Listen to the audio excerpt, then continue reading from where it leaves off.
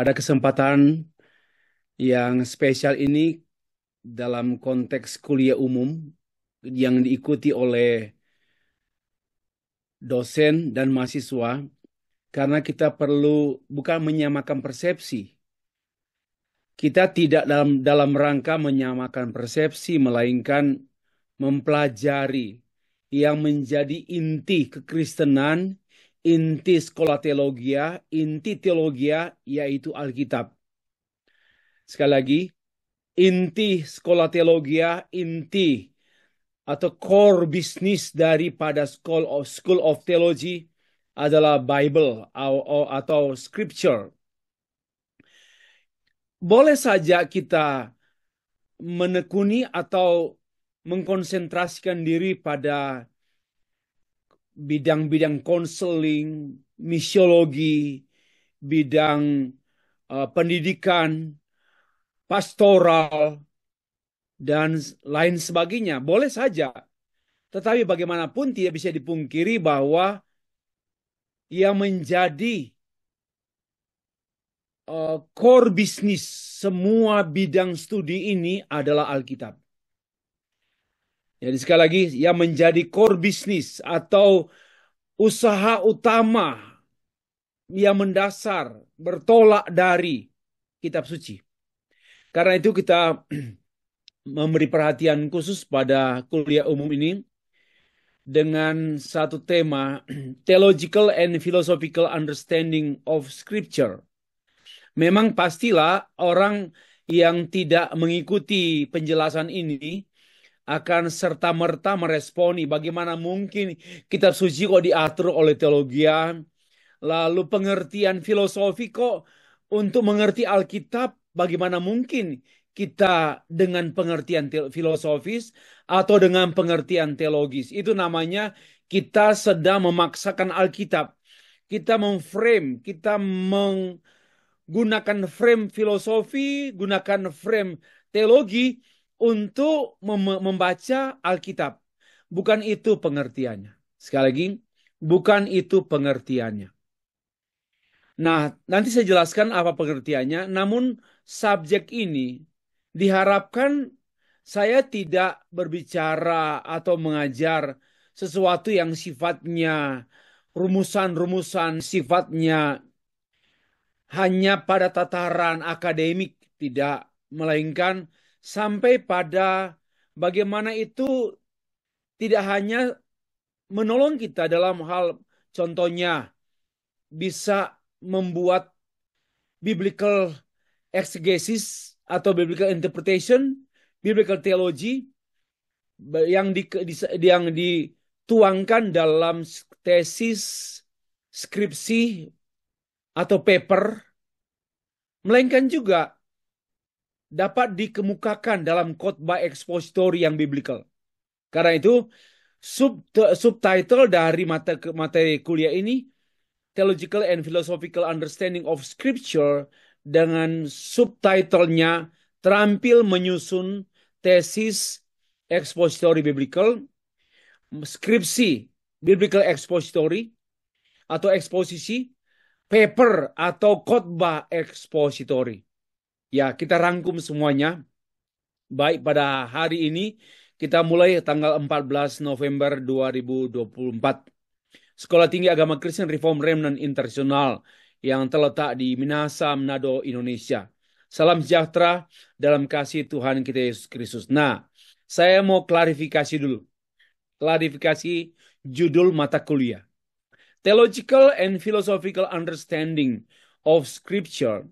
Artinya bukan teologia dan filosofi yang sudah ada, yang di-create oleh manusia, oleh ilmuwan, oleh filosof, yang kita gunakan untuk menjadi kacamata dalam hal menentukan pengertian kita dari kitab suci. Bukan, sama sekali bukan demikian artinya. Melainkan kita menemukan pengertian filosofis, kita menemukan pengertian teologis.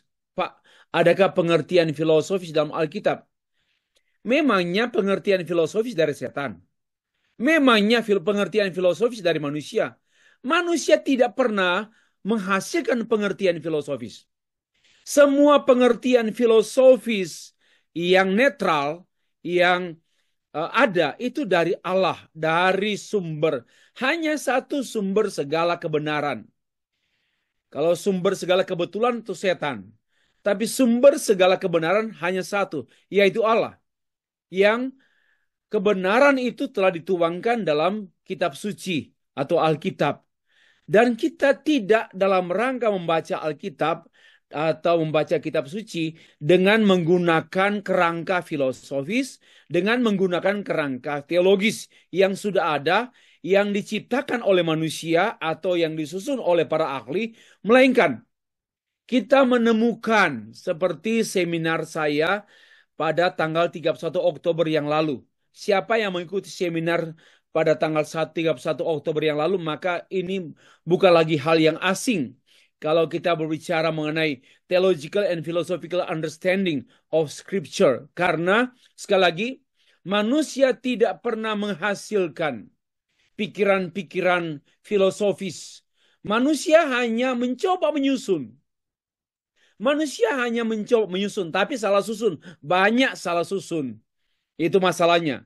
Mengapa muncul filsuf-filsuf yang kadang-kadang nampaknya bertentangan dengan kebenaran iman Kristen? Ya, mereka salah susun. Masalahnya di situ bukan mereka menciptakan kebenaran filosofis, karena kebenaran filosofis tidak pernah diciptakan oleh manusia, melainkan sudah ada. Sudah ada pada ciptaan. Karena pencipta menaruh kebenaran-kebenaran filosofis pada ciptaannya. Sudah ada pada kitab suci. Karena Allah menaruh kebenaran-kebenaran filosofis pada kitab suci.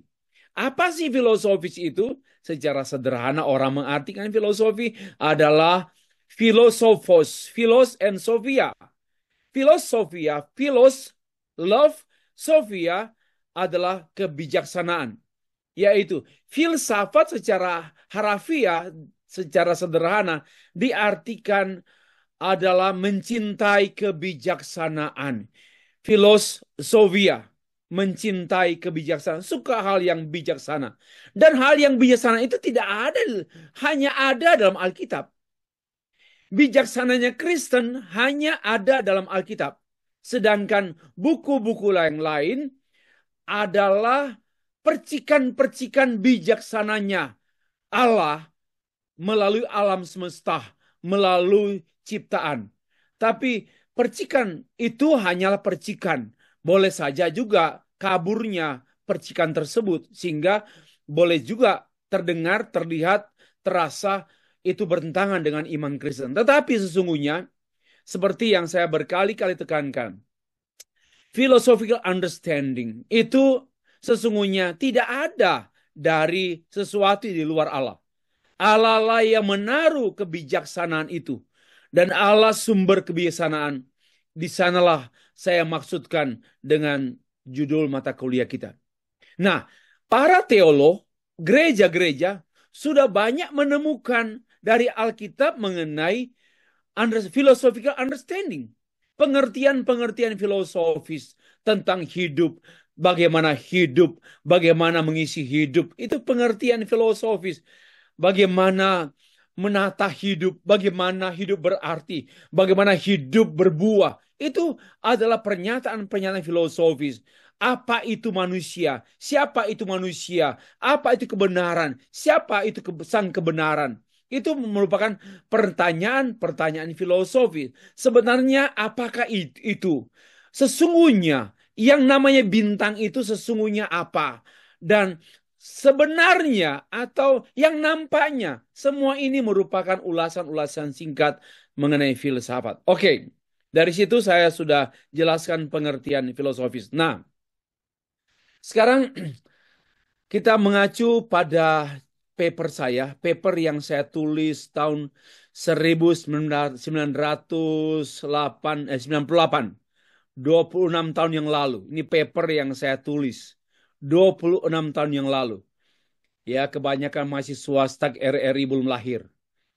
Dan saya memberikan judul, sebenarnya judul ini merupakan, nah cara membuat judul, apakah nanti tesis, ada di antara Bapak Ibu yang sedang studi doktoral, yang hadir di sini mungkin yang saya tahu ada 8 orang, saya bisa merecognize Bapak Ibu ya yang mengikuti perkuliahan atau kelas kuliah umum ini yang sedang kuliah doktoral dan sebentar lagi mempersiapkan membuat disertasi.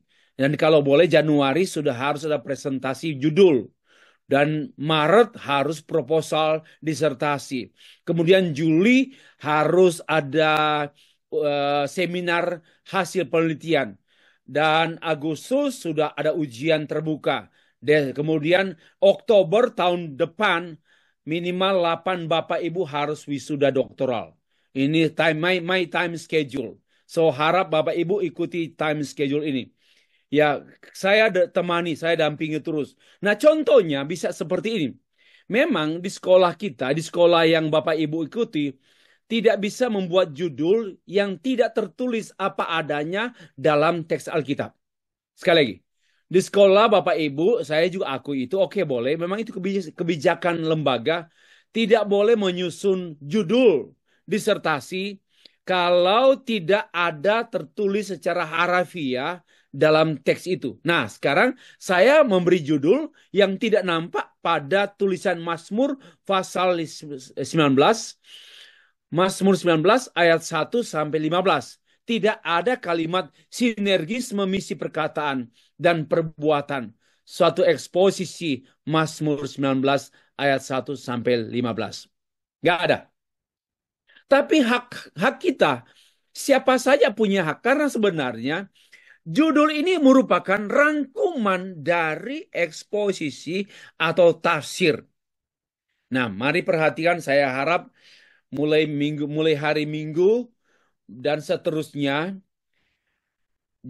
janganlah berkhotbah sesuatu yang tidak dapat dipertanggungjawabkan. Mari mulai. Saya sudah mulai belajar dari S1 30 tahun yang 35, 37 tahun yang lalu, atau 40 tahun yang lalu. Ya, saya sudah mulai menyusun karena waktu itu saya kuliah dan dosen-dosen kami dari Jerman dan Norwegia yang sangat ketat mengajarkan bagaimana menafsir Alkitab secara ekspositori. Jadi tentukan teks tersendiri dan temukan susunannya. Jangan memberi kesusunan. Saya membagi khotbah saya, membagi. Salah sekali itu. Kita tidak punya hak membagi.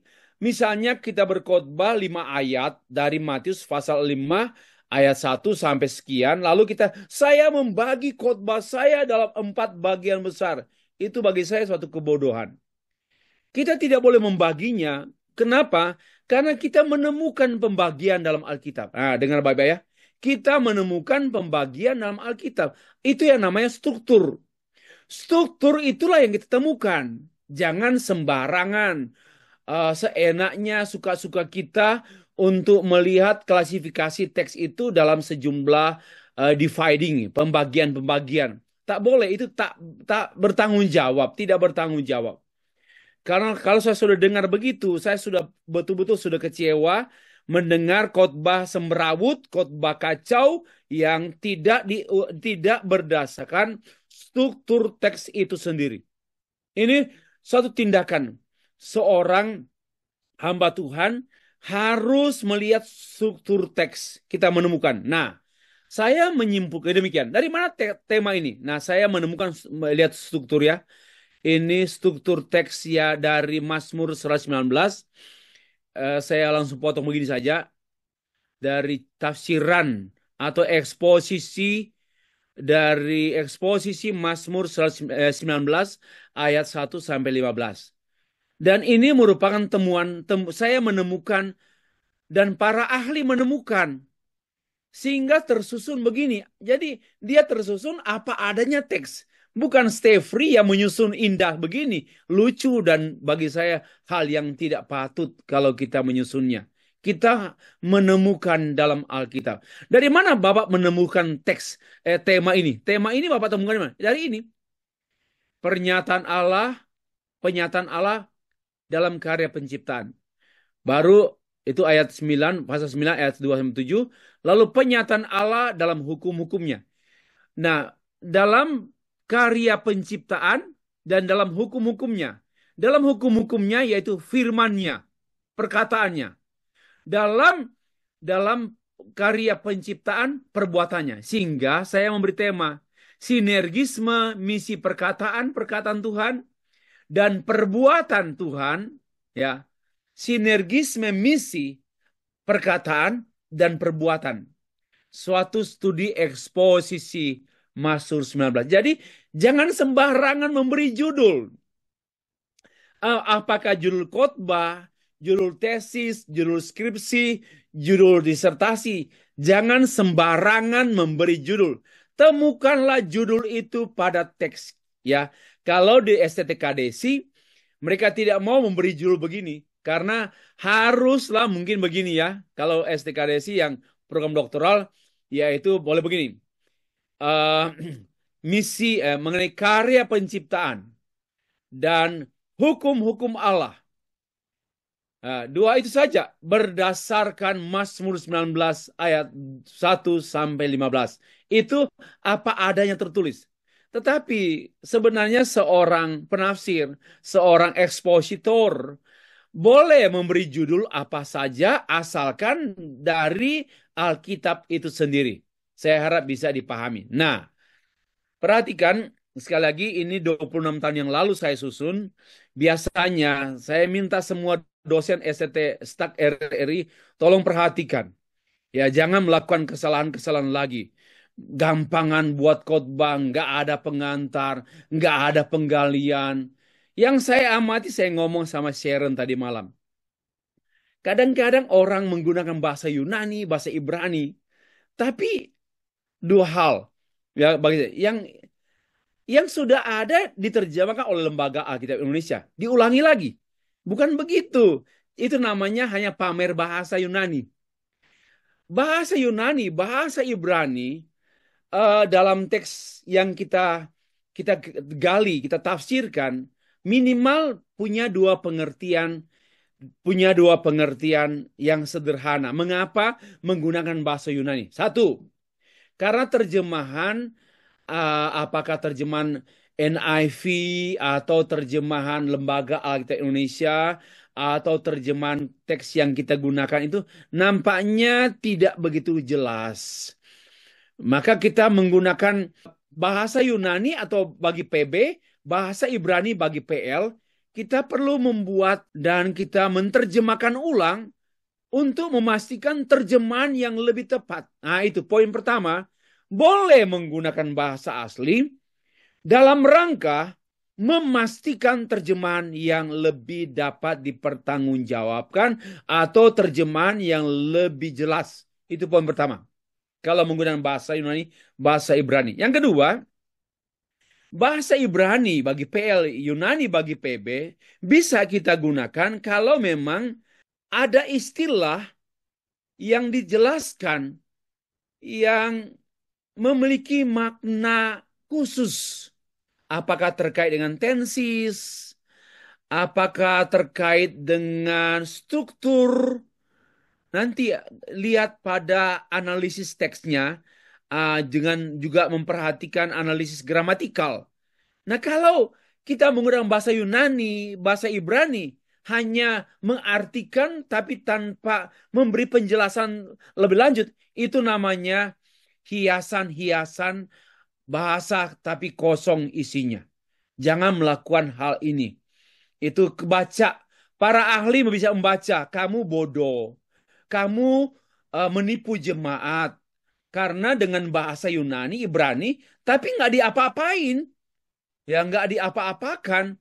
Kalau dia mempunyai pengertian seperti tensisnya, ada istilah penekanannya yang tidak nampak dalam Alkitab lembaga terjemah versi Lembaga Alkitab Indonesia. Kalau ada, boleh juga Tapi kalau enggak hanya pengulangan istilah, penambahan istilah, ya apalah gunanya? Ya, oke. Tolong perhatikan ini.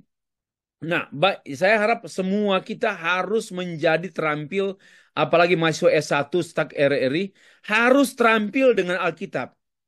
Ya, harus terampil dengan Alkitab. Konseling, misi, pastoral itu pelengkap. Dengar baik-baik. Konseling, misi, pastoral itu bukan ya pelengkap. Yang menjadi utama itu Alkitab. Karena toh dalam konseling tuannya Alkitab. Karena toh dalam pastoral tuannya Alkitab. Karena toh dalam misi tuannya Alkitab. Karena itu kita harus menjadi terampil. Harus memiliki passion. Harus memiliki hasrat.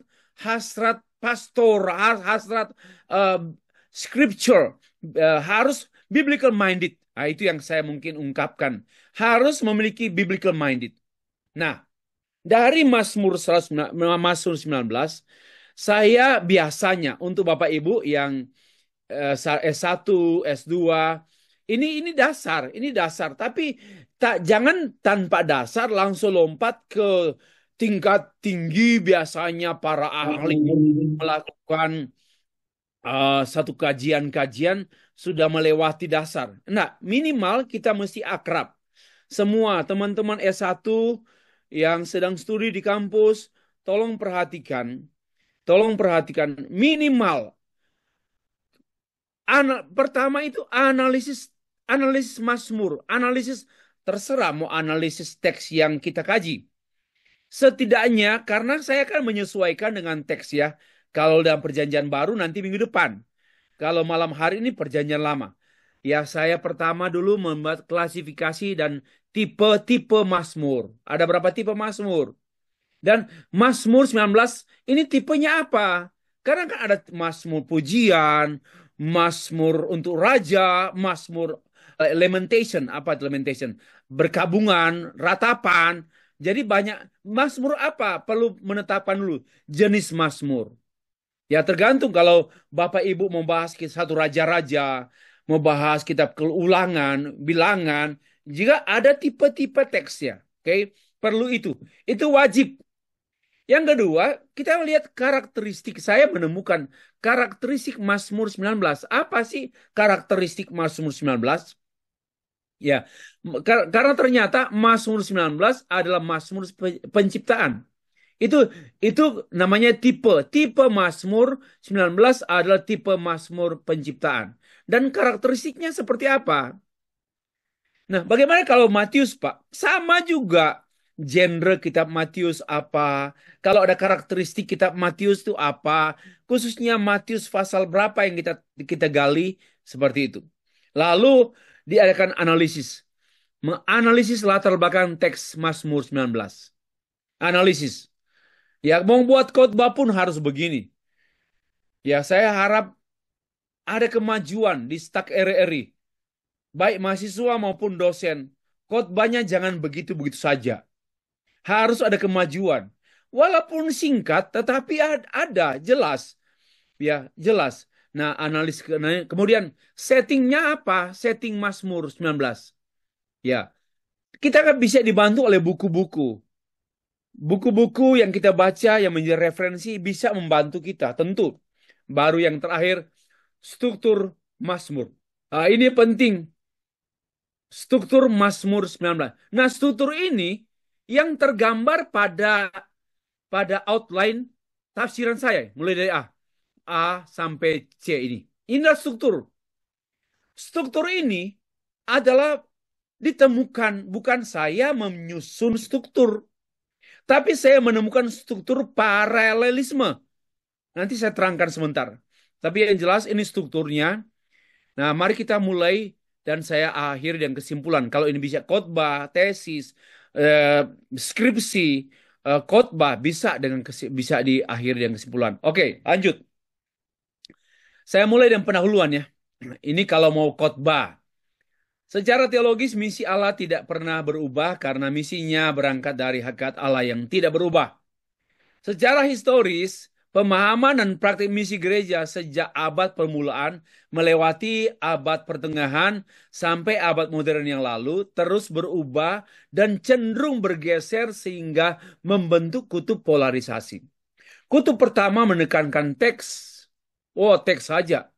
Atau bertolak dari misi perkataan saja. Sehingga misi dipahami hanya pemberitaan, word. Seperti yang cenderung dilakoni oleh kutub evangelical pada masa silam sih, sekarang sudah tidak lagi. Pada masa silam, kutub evangelical hanya menekankan pemberitaan, proklamasi, word, word. Ya, sedangkan kutub kedua ini masih pakai koma di sini, sedangkan kutub kedua yaitu menekankan konteks. Jadi saya menjelaskan pemaparan masalah.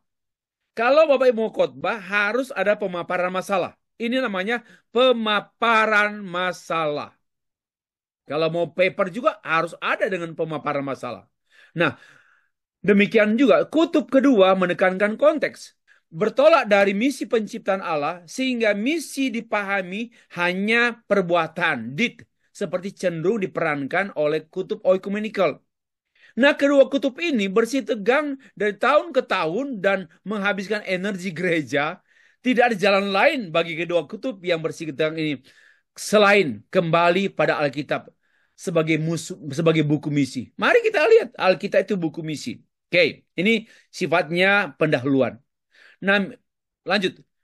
Misi Allah adalah tindakan Allah menyatakan atau memperkenalkan dirinya. Ini positif sekali. Yang di atas itu faktual. Yang di bawah ini ideal. Misi Allah adalah tindakan Allah menyatakan atau memperkenalkan dirinya kepada umatnya supaya manusia mengenal dan bersekutu dengan dia serta menjadi alatnya untuk mengelola seluruh ciptaan Allah. Hal ini diketahui dari Alkitab. Karena Alkitab adalah buku misi. Bahkan setiap kitab dari Alkitab adalah buku misi yang mengungkapkan tindakan Allah mendatangi manusia dan menyatakan dirinya kepada manusia. Inilah misi Allah. Misi Allah tindakan Allah mendatangi dirinya, mendatangi manusia dan menyatakan dirinya. Baik melalui modus umum maupun modus khusus. Modus umum bersifat universal yaitu semua orang. Sedangkan modus khusus bersifat partikular yaitu hanya umat Allah. Nah, dalam kitab-kitab lihat ya, yang di sini saya membahas fakta, problem. Fakta ini saya tandai warna merah. Ini faktual. Ini yang ideal. Yang ideal. Mesti ada begitu. Entah khotbah hari Minggu, khotbah apa saja. Memang harus ada begini. Kalau tidak, ya bagi saya khotbah teman-teman ngawur. Nah, lalu tentu kebenaran tidak ngawur, tapi khotbahnya yang ngawur. Khotbah firman Allah nggak pernah ngawur, tapi orang yang khotbah bisa ngawur. Nah, dalam kitab Perjanjian Lama, saya mulai mengkhususkan menyatakan dirinya baik melalui tindakannya. Ini paper saya 26 tahun yang lalu loh. Yang mau terungkap di dalam dan pada ciptaannya melalui pemberkataannya. Mazmur adalah salah satu kitab, lihat transisinya. Ia membukakan dua modus misi Allah, yaitu Mazmur adalah sebagai buku misi. Dalam dua modus misi Allah tersebut tersimpan dalam tipe, metro, setting, struktur, latar belakang teks sendiri, lalu linguistik analisis, baik kata-kata, ungkapan-ungkapan, gaya sastra, tata bahasa, serta isinya. Selain persoalan misiologis di atas, keindahan dan keunikan kitab Mazmur inilah yang menstimulasi penulis mengeksposisi teks Mazmur 19. Bagus juga kalau ada di antara dosen menggunakan ini jadi judul disertasi. Saya harus minta izin saya dulu ya. Teksnya enggak usah minta izin pada saya kalau mau lihat teks Mazmur. Tapi mau kembangkan ini boleh saya bantu. Nah, Mazmur mulai mengkerucut pada judul.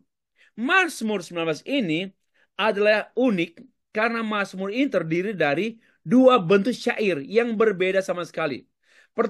Syair pertama ayat 1 sampai 7 merupakan syair pujian kepada Allah karena keagungan dan kemuliaan ciptaan. Sedangkan syair kedua ayat 8 sampai 15 merupakan syair mengenai pujian kepada Allah karena keagungan kemuliaan firman-Nya. Nah, berbeda ya karena firmannya, keagungan firmannya, dan ini keagungan ciptaannya. Coba kita dari sinilah saya menemukan tema atau judul khotbah atau judul paper saya. Nah, jadi jangan sembarang memberi judul. Dosa itu memberikan benda asing ke dalam Alkitab. Hati-hati, harus keluar dari Alkitab. Harus keluar dari Alkitab. Lanjut. Kedua syair ini bersinergi satu dengan yang lain. Hal ini mengungkapkan satu kebenaran yang utuh. Bahwa, saya simpulkan sendiri, ini saya free ya. Misi Allah itu sinergis antara perkataan dan perbuatan. Saya yang menyimpulkan. Sebelum membahas lebih lanjut mengenai hal ini, penulis mengajak untuk kita menganalisis teks tersebut lebih dahulu. Analisis Mazmur. Ini, jadi kalau membuat tulisan, ada transisinya. Ada transisi antara itu.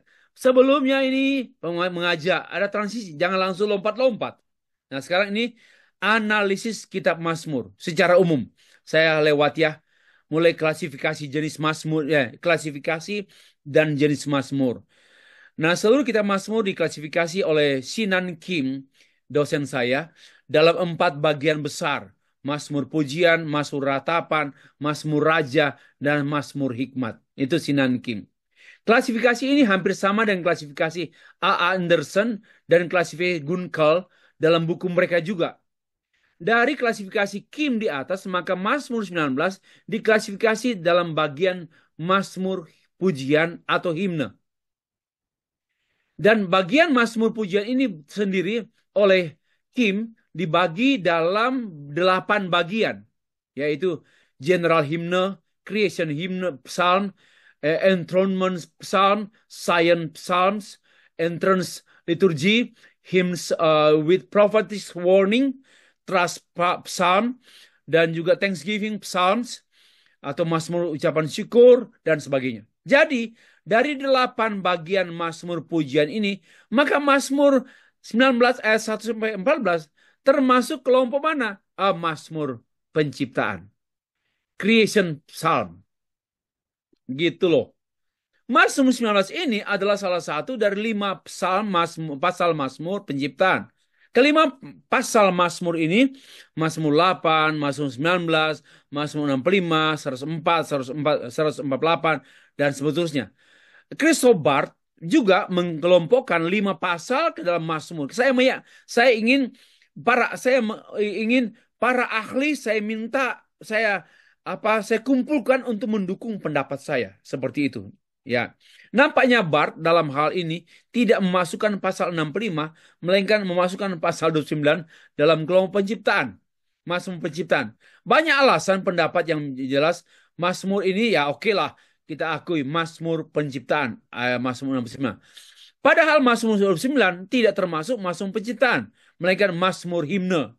Kembali pada Mazmur, jangan lupa ya, kita kembali pada Mazmur 19. Ternyata teks ini secara umum termasuk dalam kelompok Mazmur pujian secara umum.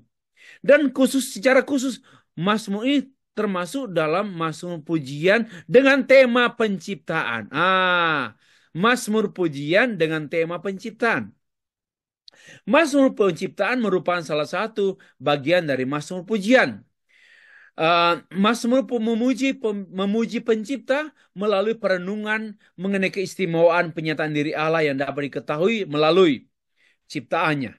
Allah menyatakan dirinya melalui ciptaannya. Inilah misi Allah, adalah tindakan Allah menyatakan dirinya atau mewahyukan dirinya kepada manusia.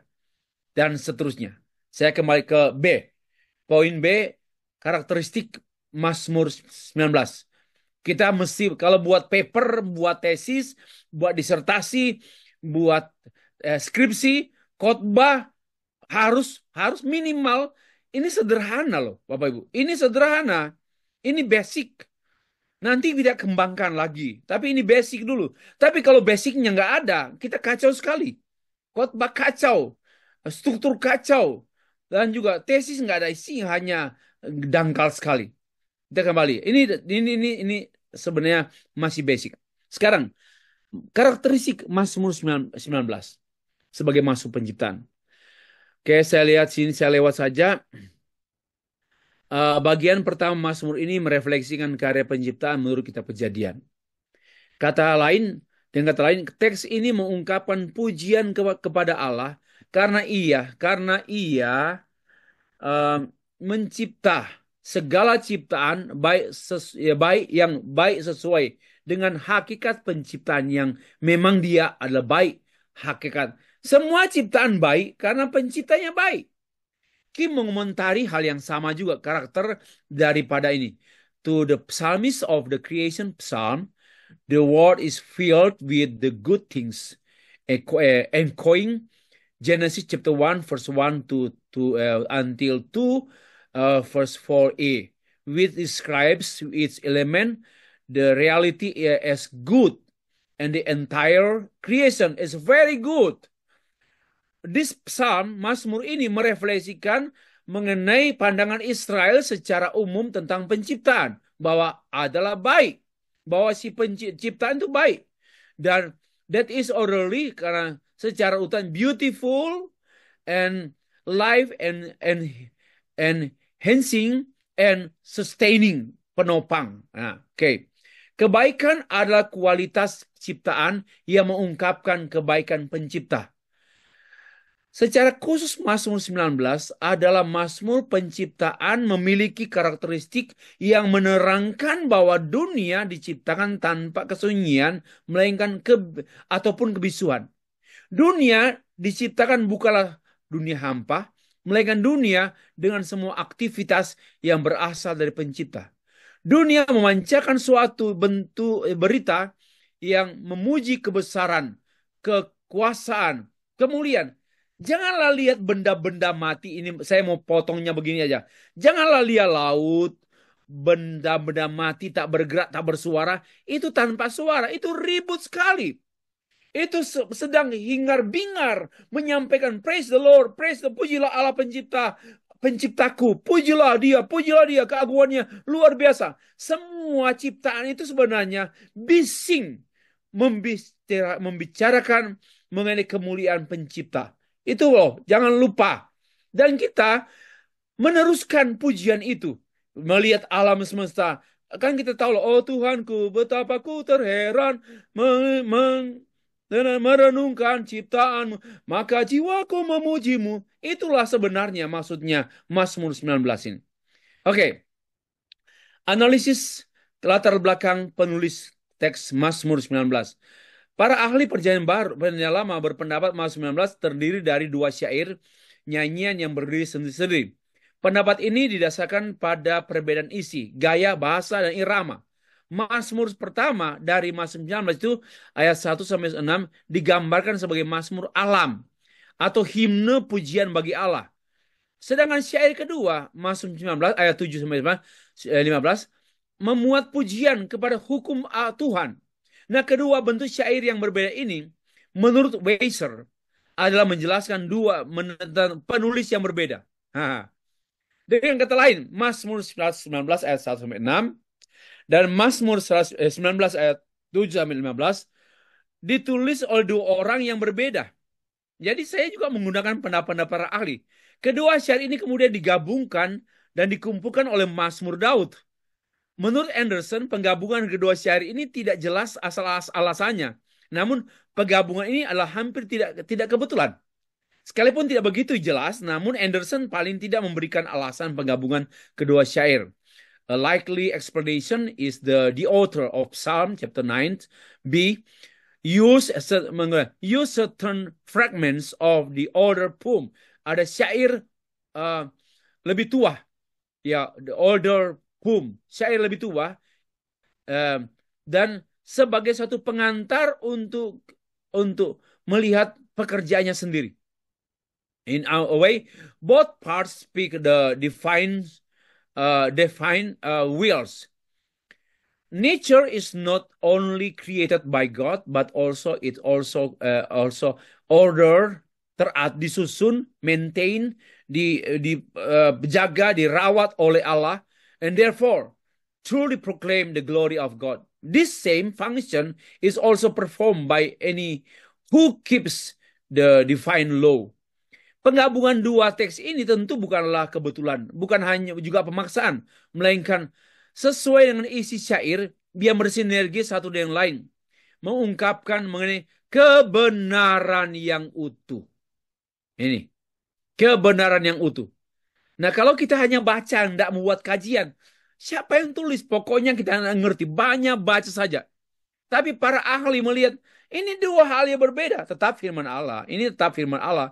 Tapi nampaknya ditulis oleh dua orang. Dan digabungkan untuk sesuatu yang utuh. Oke ya, menarik ya, menarik. Jangan, kalau nggak sekolah teologi, mana mengerti ini? Ya, kalau nggak sekolah teologi tidak akan mengerti. Dan maka itu kita hargai para teolog. Nah, sekarang setting Mazmur. Mazmur 19 settingnya. Dengan memahami klasifikasi jenis dan latar belakang penulisan teks Mazmur 19 di atas, maka akan memberikan penerangan untuk memahami setting dari Mazmur 19. Menurut ini, himne memuji Allah yang menciptakan segala yang ada. Mazmur 19 ini mengungkapkan dua bentuk syair pujian kepada Allah seperti yang kita lihat di bawah ini. Pujian kepada Allah pencipta alam dan isinya. Pemazmur ingin mengungkapkan atribut sifat-sifat Allah yang nampak dalam semua ciptaannya. Pemazmur memuji Allah sesuai dengan sifat-sifatnya yang mulia dan agung yang ada pada penciptaannya. Pujian kepada Allah pemberi hukum. Pemazmur ingin mengungkapkan sifat-sifat Tuhan yang nampak pada hukum-hukumnya. Sama ya, pemazmur memuji kepada Tuhan, memuji Tuhan karena atribut-atributnya yang mulia, agung, yang ada pada firman-Nya. Ini, antara warna ini ada namanya paralelisme. Jadi bukan dua penggabungan yang secara sembrono. Ini dua digabungkan secara serasi. Sangat serasi. Yang menarik pada penjelasan di atas, bagian pertama menggunakan istilah Allah. Nah, perhatikan. Untuk menyatakan misi Allah secara umum melalui penciptaan, yaitu sesuai dengan dirinya Allah pencipta. Sedangkan pada bagian kedua menggunakan Tuhan. Coba perhatikan. Bagian pertama Allah Elohim. Yang kedua Yahweh, menggunakan istilah Yahweh untuk menyatakan misi Allah secara khusus melalui firman-Nya. Ini yang menarik. Ya, saya sengaja coba turunkan ini. Turunkan. Ini yang menarik. Antara Allah, ya Allah, kemudian dengan Tuhan. Dari teks yang sama, dua. Untuk misi penciptaan, Allah, penulis menggunakan Allah, Elohim. Untuk firman-Nya, memang khusus. Firman itu khusus untuk umat. Firman itu bukan untuk semua manusia. Ciptaan untuk semua manusia. Maka disebut Allah, Elohim. Tapi untuk semua umat, untuk khusus untuk umat, maka menggunakan Yahweh, Tuhan. Itu yang menarik. Oke, kita kembali lagi pada teksnya supaya nanti Bapak Ibu bahan ini akan diberikan pada Bapak Ibu. Jangan khawatir. Kepada semua mahasiswa pun dapat. Mahasiswa menjadi pedoman. Supaya tulis skripsi, tulis paper, tulis apa itu yang oke-oke ya. Jangan yang dangkal-dangkal dan sembarang menulis. Oke. Ya, kita ini yang penting. Kalau Bapak Ibu membuat bahan khotbah, lalu juga nanti buat kerangka tesis, skripsi, kerangka dissertation, wah ini harus struktur teks. Very, very important. Sangat-sangat penting. Dan Bapak Ibu, sulit kita menemukannya pada teks Yunani, teks Ibrani, kalau PB-nya Yunani. Kita harus dibantu oleh para ahli. Para ahli telah banyak menulis, sudah sekian abad kok masih mau. Maka itu kalau ada hamba Tuhan yang berpendapat begini, saudara-saudara, nggak penting teologi, yang penting Alkitab. Hanya kitab suci saja kita langsung mengerti dari kitab suci. Ini orang gila. Ya, yang kedua, orang ini tidak menghargai Tuhan yang bekerja dalam sejarah gereja selama 20 abad. Dan Allah telah menyingkapkan firman-Nya kepada hamba-hambanya, melalui gerejanya. Dan itu namanya tradisi yang baik, yang perlu dipegang oleh gereja. Kalau semua orang mau tafsirkan sendiri, apa maunya saya, kacau lah dunia ini. Kacau gereja. Oke, kita kembali pada teks. Perhatikan struktur teks, penting sekali. Hampir semua para ahli perjanjian lama menafsirkan kitab suci, kitab Mazmur secara khusus Mazmur 19 ini memiliki kesamaan struktur. Ada kesamaan struktur. Ya, pada umumnya mendasarkan jenis teks dan konteks sosial pada masa itu. Maka mereka menemukan struktur teks dari teks Ibrani terdiri dari dua bagian yang tidak dapat dipisahkan, sekalipun ada juga ahli yang mempersoalkan kesatuan bagian tersebut. Saya coba melihat berapa ahli ya, ada 5 atau 6, mungkin 5 atau 6 ahli. Ya, saya pertama Peter C. Craigie mengklasifikasi teks ini, ya temukan klasifikasi apa adanya dari ayat 2 sampai 7, hymn of or to creation with particular emphasis to upon the sun, menekankan tentang matahari, ciptaannya. First ayat yang 8 sampai 15 have the general character of wisdom poetry, syair contain a meditation upon the law or Torah of the Lord. Itu juga sama. Dilihat strukturnya seperti ini, ditemukan pembagian. Tetapi lebih rinci lagi, saya lewat ya. Conway juga, Weiser juga Bernes juga, saya melihat Anderson juga melihat pembagian dalam teks itu. Nah, setelah melihat para ahli, saya melihat tentu sekalipun bagian Mazmur himne ini tidak memiliki suatu struktur sejelas jenis Mazmur yang lain ya. Namun saya merujuk pada dosen saya namanya Sinan Kim. Kim berpendapat bahwa para ahli telah membagi Mazmur. Tapi sebenarnya nggak boleh menyebut para ahli para ahli telah menemukan pembagian atau ya pembagian, karena para ahli nggak boleh membagi, itu sama juga kacau. Menemukan pembagian teks himne ini dalam 3 bagian besar. Yang pertama introduksi, ada tema di sana. Yang kedua main section, itu bagian utama.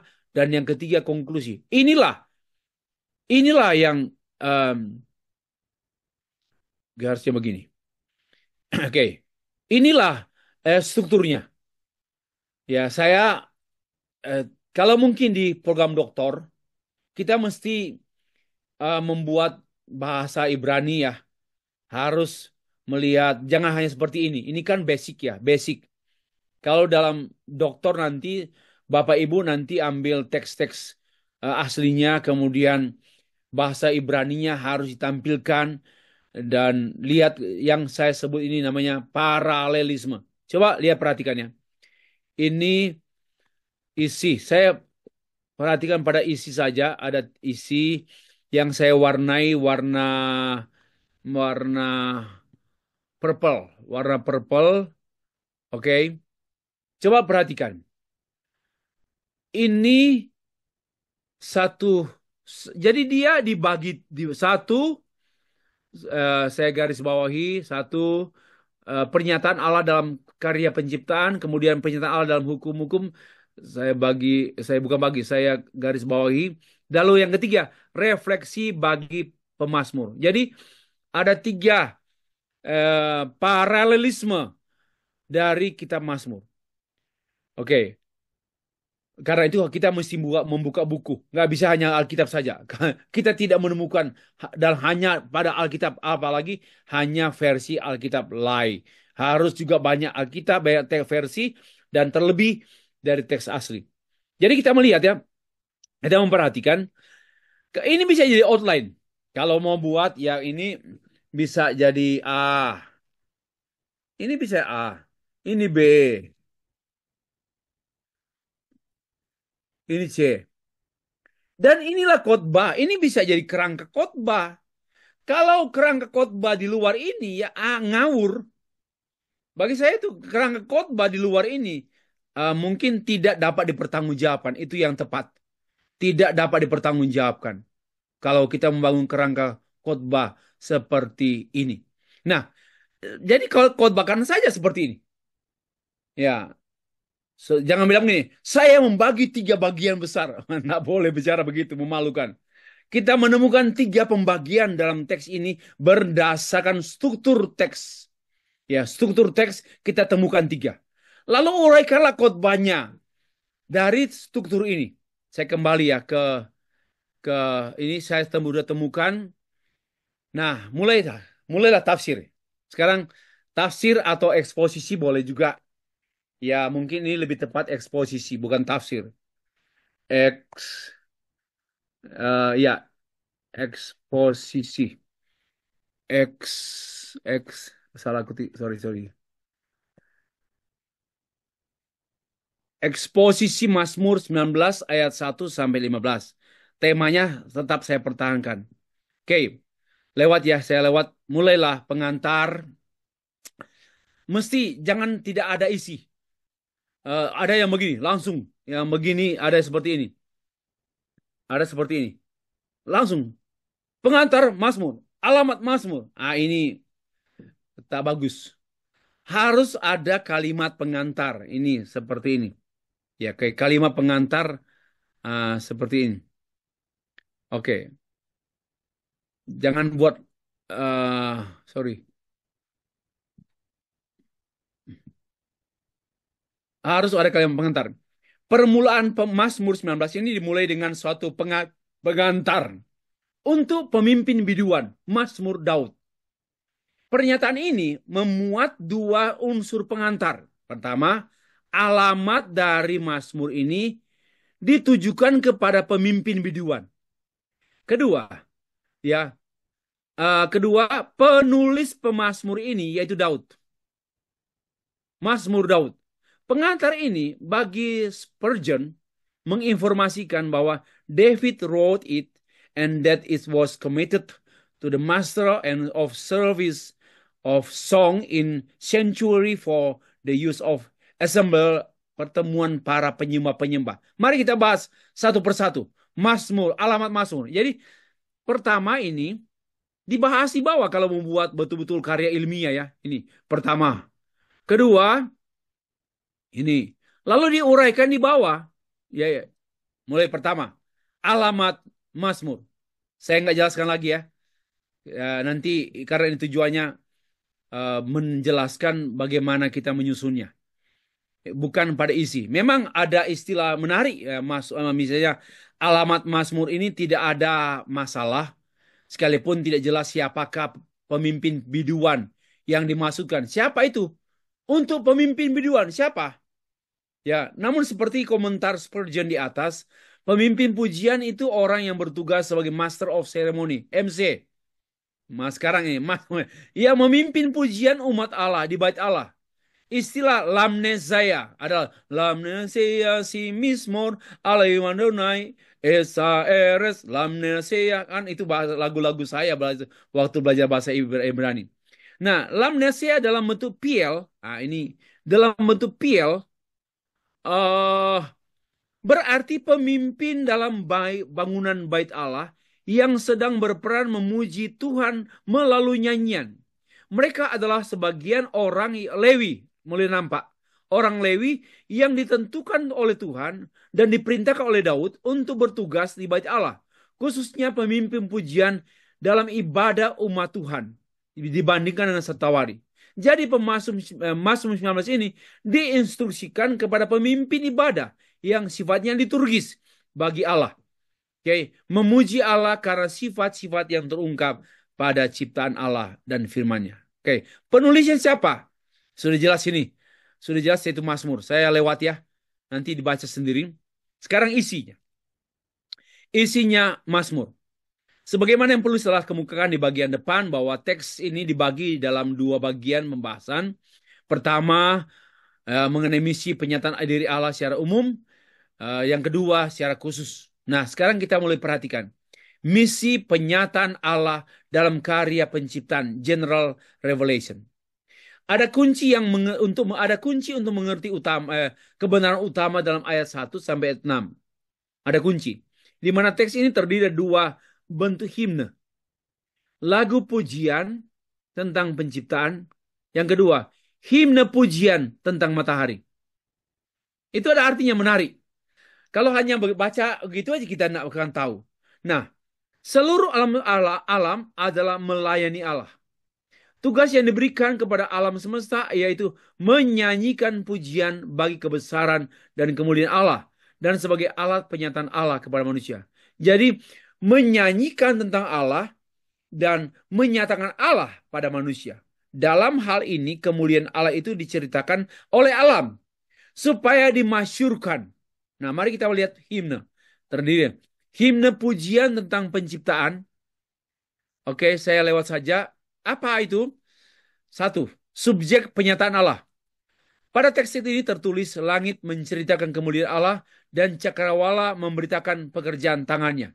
Pekerjaan tangannya. Kalimat ini dalam bentuk teks Ibrani, harus huruf besar, memperlihatkan chiastic arrangement yang biasanya bersifat paralelistik, yaitu kata langit dan cakrawala. Kata langit dan cakrawala, paralelisme puisi Ibrani dijelaskan oleh Kim, saya mengutip, this is for the inverted sequence, itu urutan atau crossover parallel words, parallel word sentence or large literary units. It's useful ini berarti for understanding the structure and development of thought the unit. Jadi itu merupakan berguna untuk pengertian mengenai struktur dan perkembangan pemikiran dari satu unit. Nah, maksudnya apa? Mulailah pada unitnya. Kata langit hasamayim berarti langit, udara atau atmosfer. Itu bisa juga berarti sorga. Nah, Bernes juga mengartikan kata langit seperti refer to material heavens. Jadi berbicara mengenai langit materi. As they appear, sebagaimana dia nampak pada mata kita. Dan itu juga seperti bintang, bulan, matahari. Oh, itu artinya. Jadi bukan soal surga ini. Ini mengenai benda-benda yang kita lihat dengan mata secara, contohnya kita lihat lebih lanjut, kata langit. Dalam bahasa Ibrani, bentuk jamak, langit. Sekalipun diterjemahkan umum, bentuk tunggal sering dipakai dalam ayat-ayat ini, Kejadian 1:6 dan seterusnya. Namun bentuk jamaknya sering dipakai dalam teks-teks ini. Nah, poinnya apa? Berkenaan dengan ini saya mengutip Bernes punya pendapat. There is one heaven above, another one in which the sun was placed, another in which moon was placed. Then the planets, the fixed stars, and seterusnya. Jadi segala yang ada di langit, segala yang ada di langit, termasuk matahari, bulan, bintang, planet, memperlihatkan kemuliaan, kebesaran Allah. Itu poinnya. Kemuliaan dan kebesaran Allah ini nampak termasuk hikmatnya, kuasanya, skill, kesetiaan, kebajikannya. Begitu juga pendapat Anderson. The glory of God is his power, majesty, or their manifestation of the nature in history. Juga apa itu cakrawala? Cakrawala. Saya terangkan satu persatu, baru saya jelaskan, baru saya gabungkan. Langit dan cakrawala sama-sama mengungkapkan mengenai pribadi Allah yang agung dan mulia. Itu konklusinya.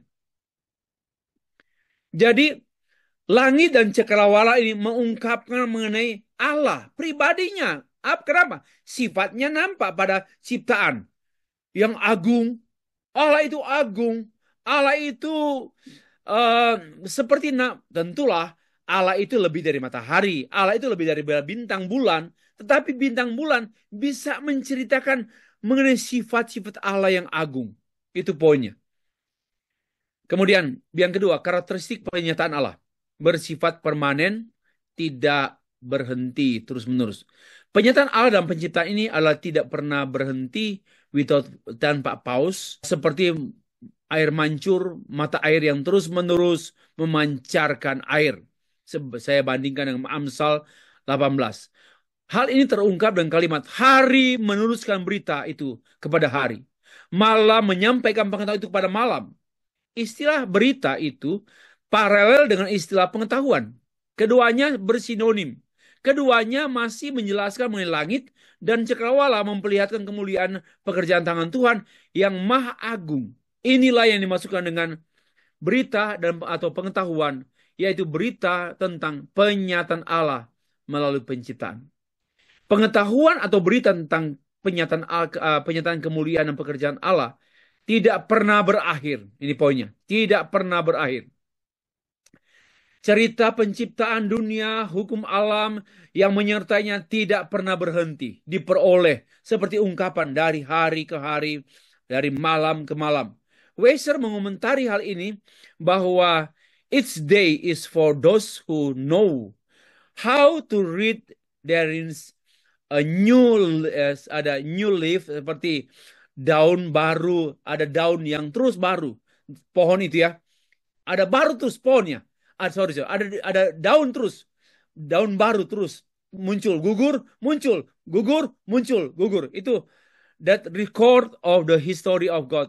Itulah catatan tentang sejarah penciptaan Allah yang terus like a living fountain, seperti mata air yang terus mengalir. Lebih konkret lagi, Delitzsch, saya kutip, since the knowledge proclaimed by the day concern the visible works of God by day, and that proclaimed by night his work by night, and its dawning day continue to the speech of that which he has declared. Its approaching night takes up the tale of the which has passed away. Wow. Terus, jadi pengetahuan itu terus karya yang tidak pernah berhenti. Karena itu apa? Kalau penciptaan Allah ini tak pernah berhenti, mari puji Dia dengan tak berhenti. Jangan berhenti memuji Dia, karena semua karya Allah tidak pernah berhenti. Oke. Yang kedua, tidak berbicara, silent, namun menggema di seluruh dunia. Itu poin yang kedua. Tidak berbicara, tapi menggemanya ke seluruh dunia. Karakteristik yang kedua dari penciptaan Allah di dalam melalui penciptaan, tidak bersuara, tidak berbicara. Demikian seperti halnya tertulis dalam ayat 45. Tidak ada berita, tidak ada kata, suara mereka tidak terdengar, tetapi gema mereka terpancar ke seluruh dunia dan perkataan sampai ke ujung bumi. Frase suara mereka menunjuk pada langit. Langit mengekspresikan kebesaran kemuliaan Allah. Hal ini bukan oleh kata-kata, bukan oleh bahasa manusia. Karena langit tidak memiliki bahasa atau kata seperti bahasa manusia, sehingga tidak terdengar oleh telinga manusia. Berns berkata, there is a silence but real testimony to the power and the glory of their great author. Ada kemuliaan Allah, pencipta yang mulia, yang agung, tetap ada. Pengertian ini adalah satu pelajaran tentang Allah yang disampaikan oleh langit, yang diinformasikan oleh tulisan, ya, tulisan, tapi dimengerti oleh manusia. Tentang apa? Tentang pengetahuan tentang Allah yang dapat dipikirkan, dapat direnungkan saat melihat ciptaannya. Inilah mungkin dari sini lagu orang, betapa ku terheran melihat, merenungkan ciptaanmu yang besar, maka jiwaku pun memujimu. Wow, itulah sebenarnya mazmur pujian, mazmur pengagungan tentang penciptaan. Mereka tidak bersuara, dapat mengajarkan tentang Allah. Mereka tidak dibaca, namun mereka memiliki bahasa tentang Allah. Namun mereka dapat memfasilitasi pengenalan akan Allah. Inilah sifat penyataan Allah secara umum melalui ciptaan. Yang ketiga, bersifat universal. Sekalipun tidak ada berita dan tidak ada kata, karena langit tidak bersuara, kalaupun ada, maka suara mereka tidak terdengar oleh telinga manusia. Namun perkataan langit dapat dimengerti oleh seluruh dunia. Semua orang dapat mengerti bahasa langit, memberitakan kesempurnaan pencipta yang agung. ini adalah bahasa universal. Bahasa universal. Ya, semua orang ateis pun tahulah yang tidak perlu diekspresikan dalam bentuk dan gaya bahasa manusia, namun membawa kebenaran yang agung untuk semua manusia di semua belahan dunia. Karena itu kalimat ayat 4 yang berbunyi, yang tertulis, tidak ada berita, tidak ada kata. Nah, menurut Bernes, hal ini cannot means, tidak dapat berarti that there is no speech, tidak ada perkataan, and that there is no words, or that there is no language in the lessons conveyed by the heavens seem to me to be clear from the facts that like precious verse pada ayat sebelumnya ayat 2 dan juga nampak pada ayat setelahnya ayat 4.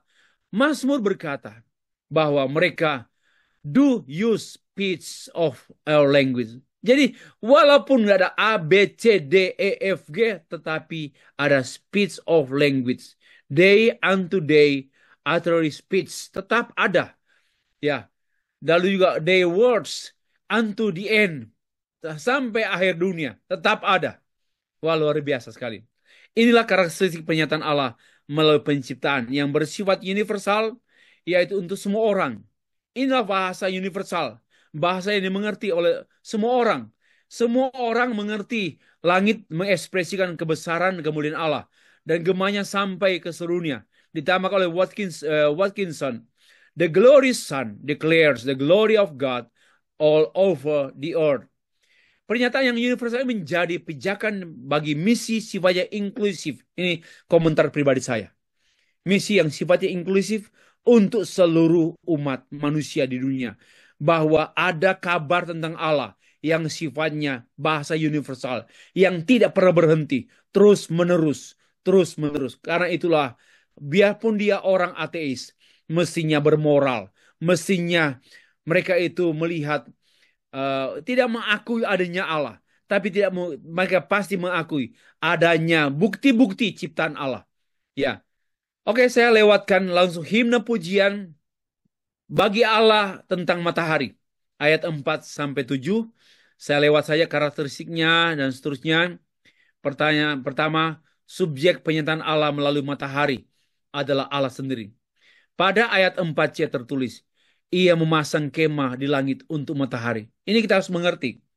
Ia memasang kemah di langit untuk matahari. Dalam nyanyian pujian ini, pemasuk membicarakan tentang satu bagian yang penting dalam alam ini adalah matahari. Namun yang ditekankan di sini bukanlah mataharinya, melainkan kata ganti yang ketiga orang ketiga tunggal. Dialah yang memasang kemah di langit untuk matahari.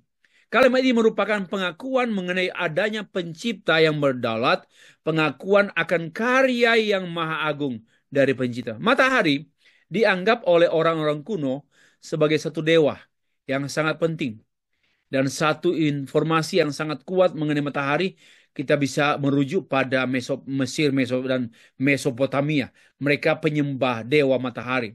Anderson menulis mengenai hal ini bahwa ini Mesopotamia, the sun god Shamash was considered yang dianggap to be upholder of justice and righteousness. Ya, on the stele which contains the well-known courts of Hammurabi. Itulah pada kitab yang dikenal dalam kitab Hammurabi. Shamash is the obteur of church as given the law, yang memberi hukum, yang dikenal dengan kita hukum Hammurabi. Nah, namun dalam perjanjian lama, matahari Shemesh adalah pekerjaan tangan Allah. Semua penyembahan adalah diberikan kepada penciptanya, bukan pada matahari. Tidak sama dengan Hammurabi. Istilah kemah langit untuk matahari tidaklah dapat diartikan secara harfiah, melainkan secara metafora. Seperti ditemukan oleh Anderson, the sun has a tent and not a palace. And this may point to the antiquity of the metaphor. The tent is apparently the place, tempat di mana matahari spend the night. Tempat di mana matahari bermalam. Menarik ya. Apa artinya? Ini metafora. Yang jelas matahari ini menjelaskan tentang pekerjaan tangan Tuhan yang patut dikagumi sehingga tidak mendukung pemujaan pada matahari. Karena matahari juga ada tempatnya. Dia tidak independen. Nah, ini yang kurang saya pembahasan. Dia tidak independen. Mesti ditambah di sini bahwa eh, mata matahari ini perlu perlu ditambah ini. Mata matahari tidak independen karena malam dia masih malam tempat dia bergantung. Allah adalah independen. Independent. Ini bahasa Inggris apa? Oke. Karakteristik penyataan Allah. eh, eh, Tadi kan paralel ya. Tadi tentang penciptaan, sekarang tentang matahari khususnya. Ada teraturan, ada keteraturan dan keberlanjutan. Gambaran pertama yang keluar bagikan pengantin laki-laki dan keluar dari kamarnya. Ini Bapak Ibu nggak bisa menafsirkan teks Mazmur dengan demikian harafiah saja. Istilah pengantin oleh sebagian ahli seperti Waymaker menunjukkan Babylon Shamas is often yang sering disebut bridegroom pengantin dan his is here an illusion mitos pernikahan matahari. Ya, to the idenya itu that mengenai alam matahari ya malam dan siang di laut lain bersandar pada lengan yang dia kasih. Ini satu syair. Nah, dalam penjelasan ini maka mitos yang tidak mempunyai pengertian rohani dari rohani apapun dari pemazmur ini tidak bisa. Tapi Anderson mengartikan istilah ini pengantin ini dalam ayat 5, the sun goes to its text strong and radiant. Like the sun as he ray, dia terbit in his mighty, dalam keagungannya. Sehingga dalam arti pengantin keluar kamar adalah gambaran matahari keluar dari terbit pagi hari. Misalnya, pengantin keluar dari kamar artinya terbitnya matahari. Wow, puji Tuhan. Setelah melewati sepanjang malam di bawah bumi, dia terbit di pagi hari seperti pengantin. Apa artinya? Mengenai kekaguman matahari ciptaan Tuhan. Ini pemberian Tuhan yang kita harus syukuri dan kagumi. Bukan pada matahari yang kita kagumi, tapi pada Allah. Jadi kata pengantin keluar itu matahari terbit pagi hari. Gambaran kedua. Gambaran kedua, girang bagikan pahlawan yang hendak melakukan perjalanan. Tadi kan mengenai pengantin, sekarang bagikan pahlawan.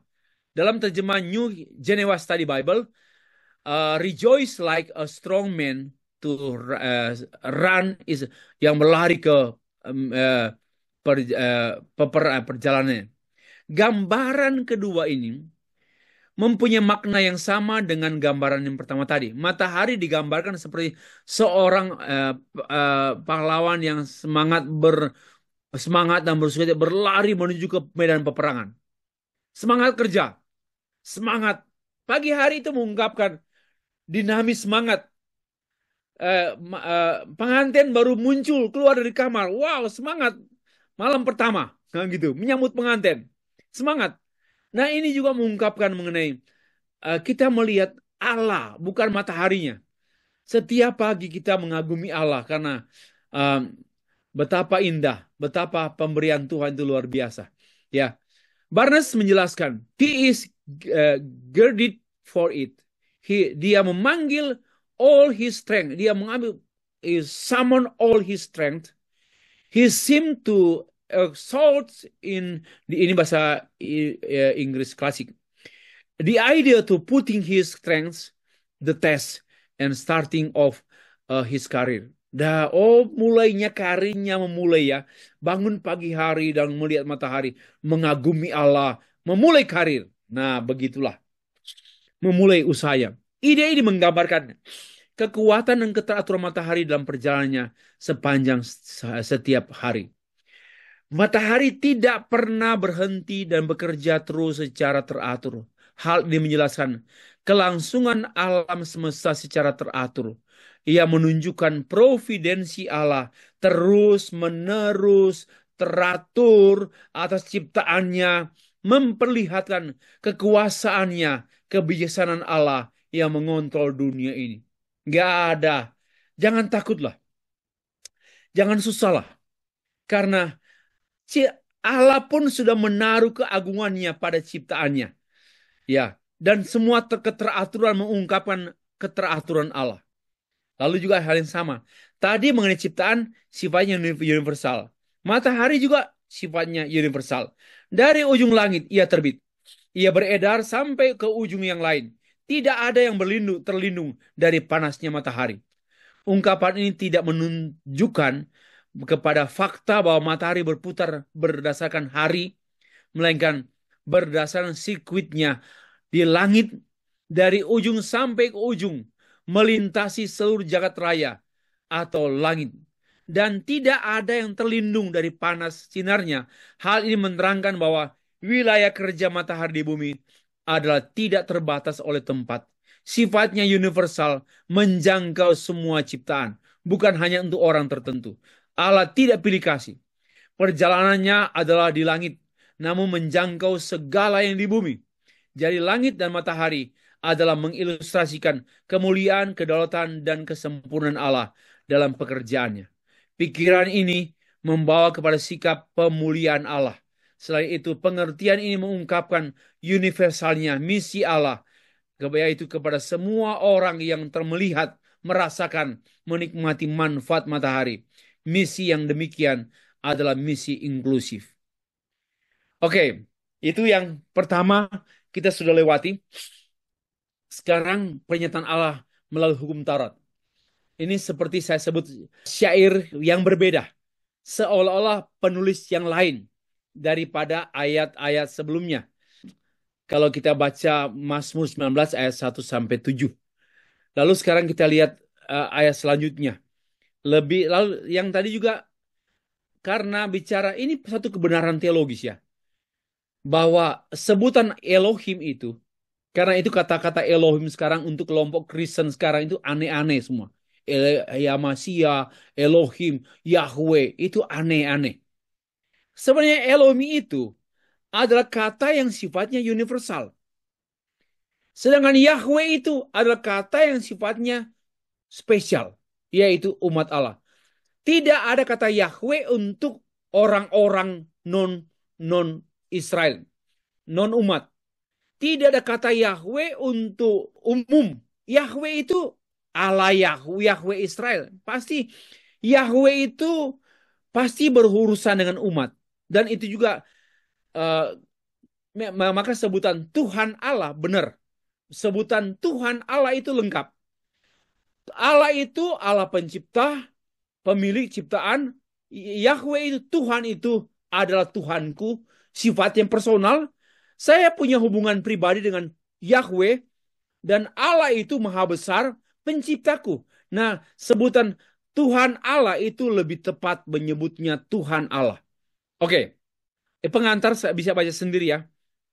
Sekarang kita lihat sifat dan arti sifat signifikansi firman Allah karena ini menyangkut hukum Taurat. Dalam ayat 8 sampai 10 ada beberapa kata yang sinonim.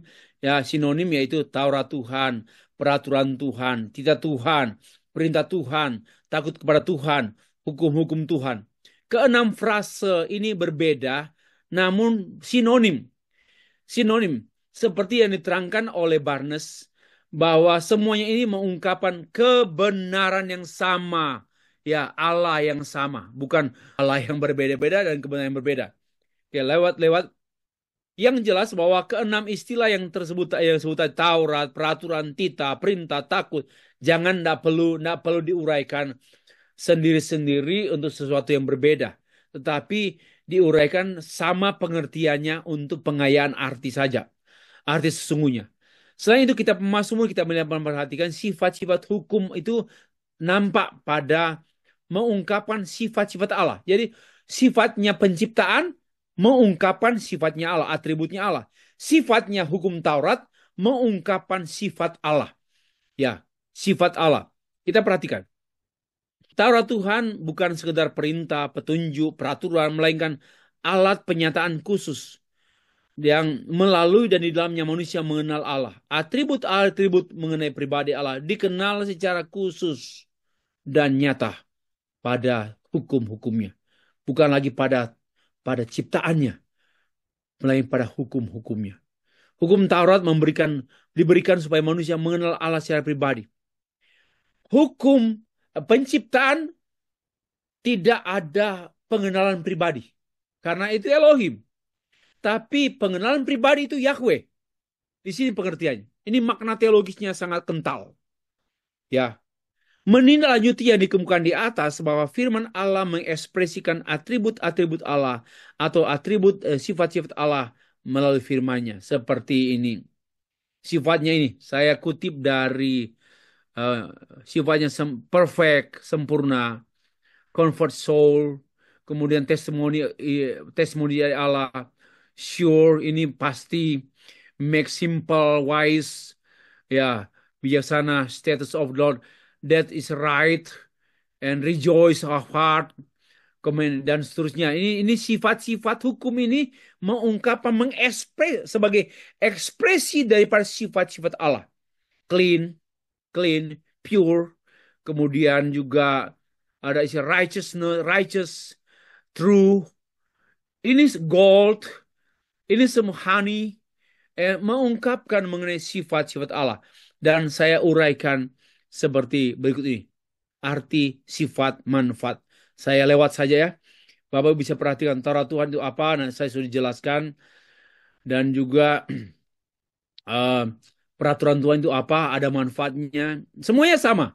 Tapi kita melihat kekayaan, pengertian yang kaya. Understanding-nya sinonim, sama. Tapi understanding-nya kaya sekali untuk mengerti. Walaupun peraturan Tuhan, titah Tuhan, perintah Tuhan, sama. Tapi kaya sekali pengertiannya. Ya, oke. Saya lewat saja. Nanti dibaca, saya akan berikan ini kepada Bapak Ibu sekalian. Tetapi nanti tunggu bahan yang kedua. Mungkin nanti pertemuan minggu depan. Yang kedua, baru digabung dua antara PL dan PB, baru diserahkan kepada Bapak Ibu sekalian. Kepada Allah saya sudah jelaskan lagi. Kemudian, nah, bagian yang ketiga, refleksi pernyataan Allah bagi si Mazmur. Jadi tadi itu umum, perhatikan ya. Mazmur penciptaan itu untuk seluruh manusia. Mazmur hukum-hukum untuk umat Israel. Tapi Mazmur untuk pribadi pemazmur. Jadi general, secara umum, universal, kemudian ke community and personal. Menarik. Kalau saya sih menarik sekali Mazmur ini. Ada Mazmur yang dilihat temuannya, Mazmur yang sifatnya universal, komunal, personal. Nah, ini yang personal.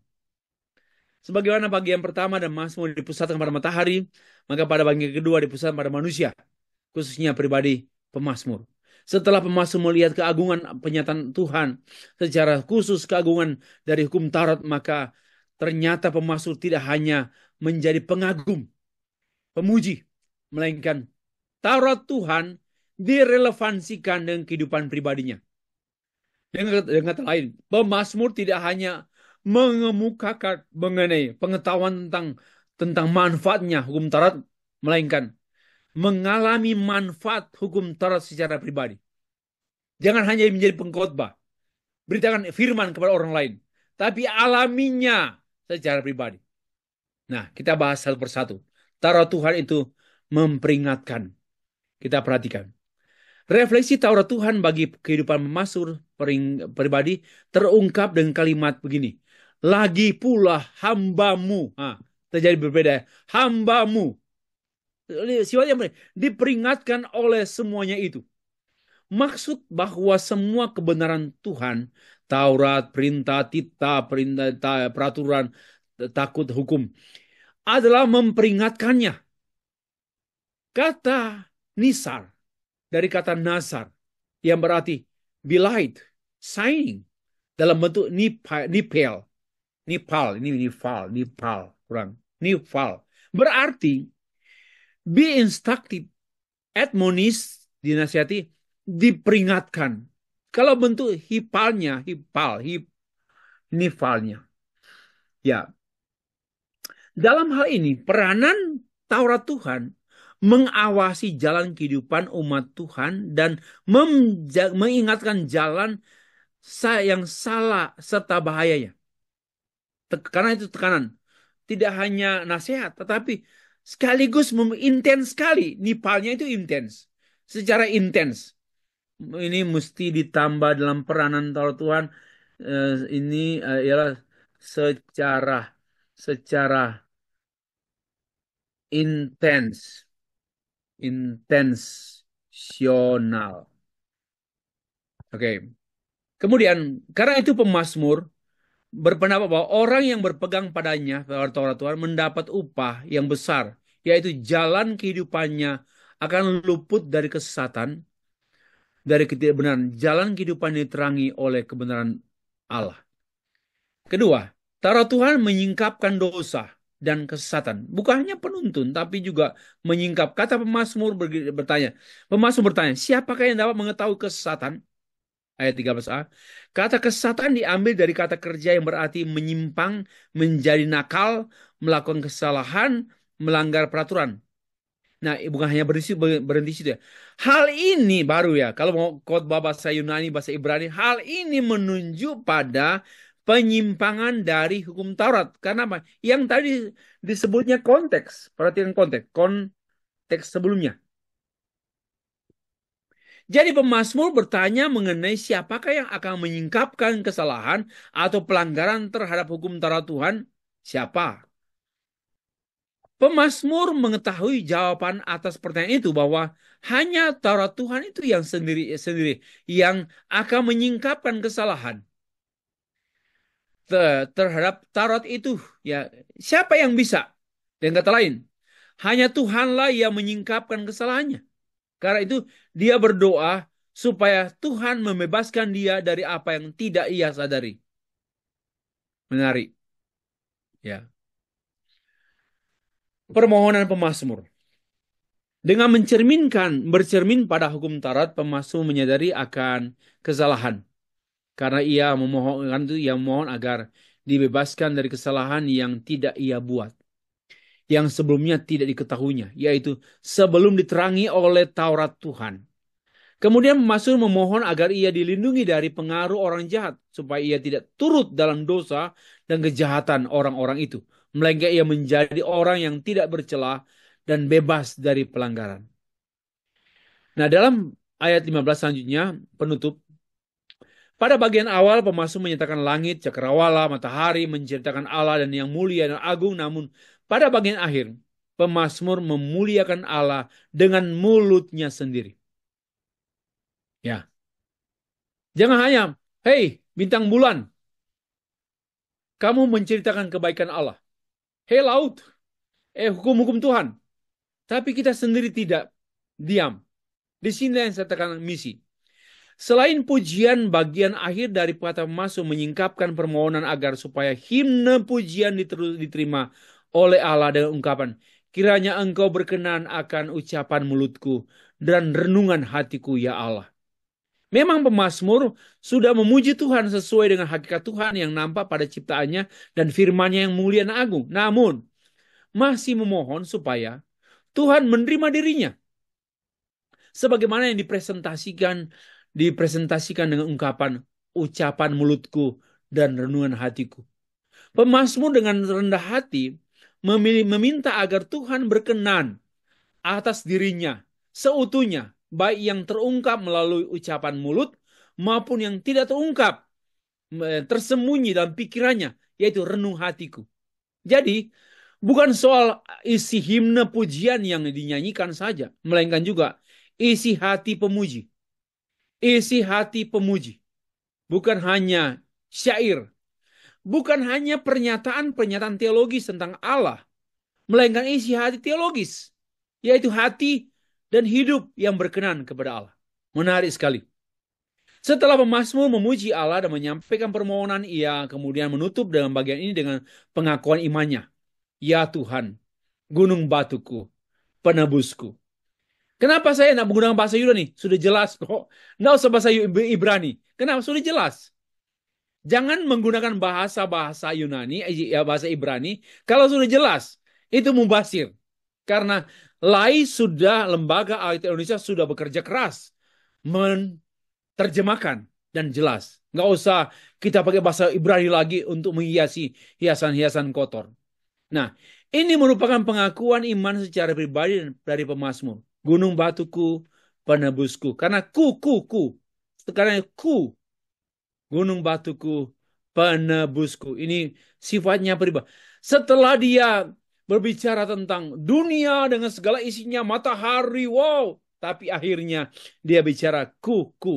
Berulang kali lagi bahwa bagian sebelumnya pemazmur mengungkapkan bahwa langit menceritakan tentang pribadi Allah yang mulia, cakrawala memberitakan tentang Allah yang agung, demikian antara Tuhan mengungkapkan sifat-sifat Allah yang sempurna.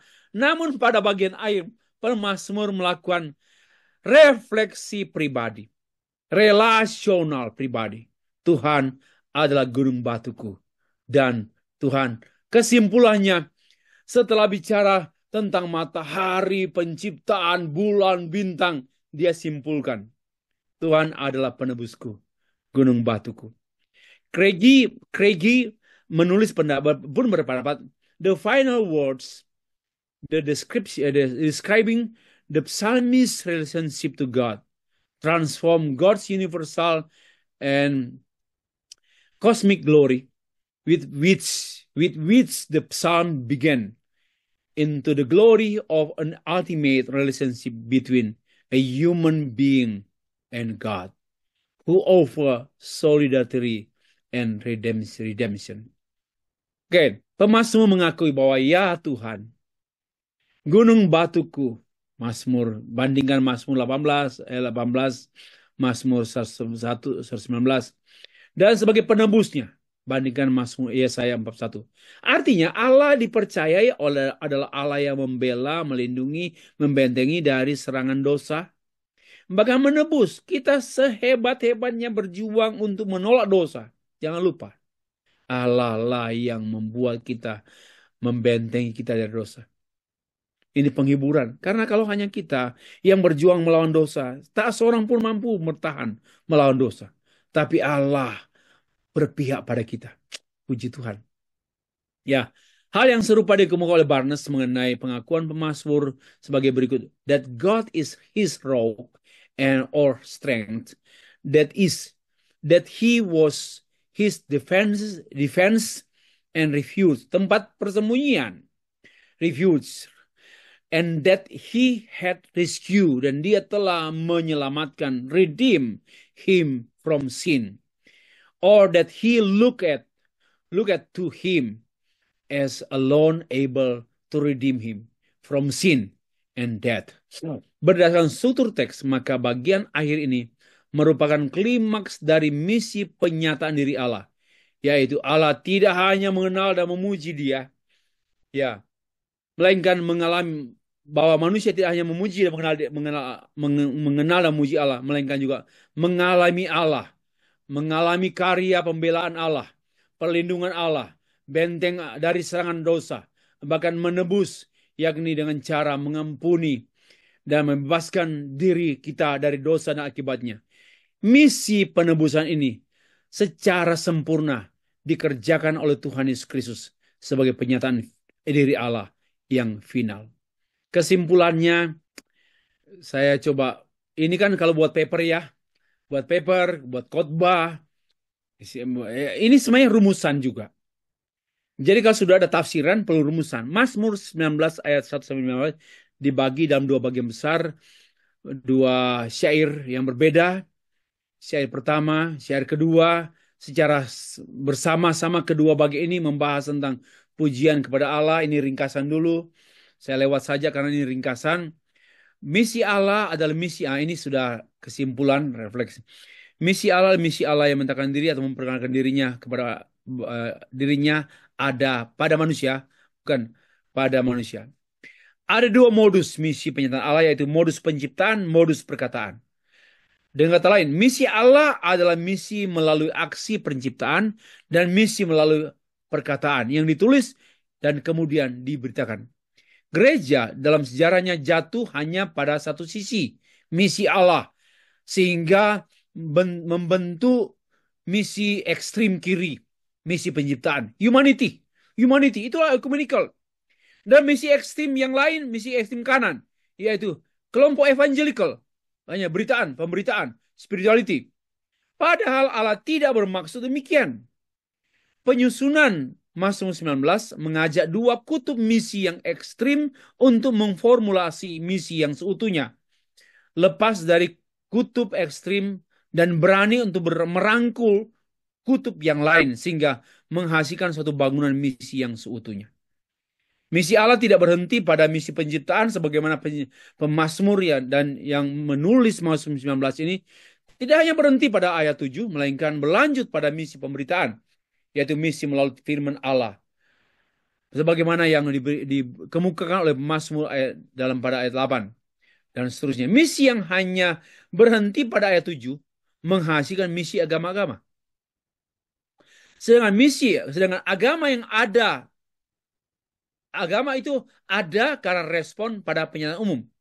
Inilah misi yang tidak bersinggungan dengan tema keselamatan.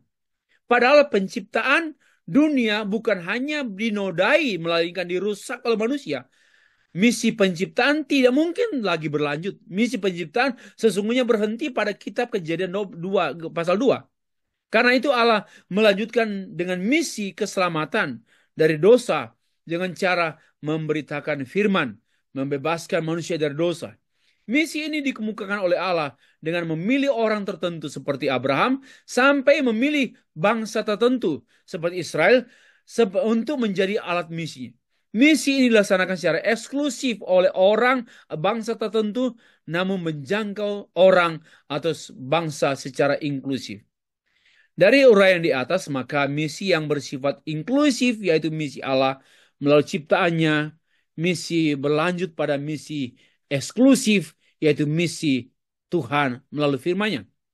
Misi inklusif melalui penciptaan adalah misi universal. Sedangkan misi eksklusif melalui firman-Nya adalah misi partikular.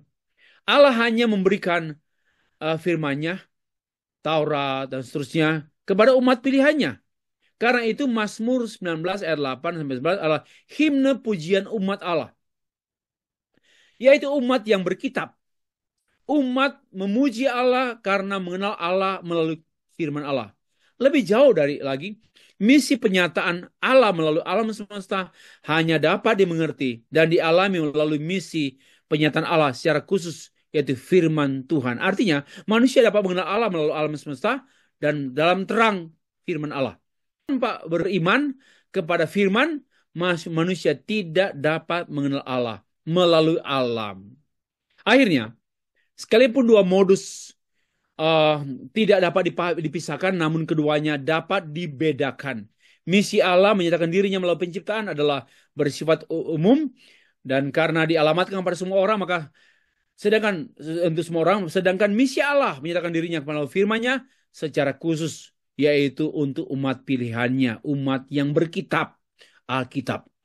Pengenalan akan Allah melalui Taurat Tuhan adalah lebih jelas daripada lebih terang dibandingkan dengan pengenalan melalui alam. Karena pengenalan melalui Taurat Tuhan adalah bersifat objektif, yaitu manusia mengenal Allah melalui wahyu yang tertulis. Sedangkan pengenalan tentang Allah, pakai tentang Allah, saya nggak suka akan Allah, tentang Allah melalui alam bersifat subjektif, yaitu manusia mengenal Allah berdasarkan sudut pandang latar belakang dari manusia itu sendiri dan memaknai ciptaan Allah.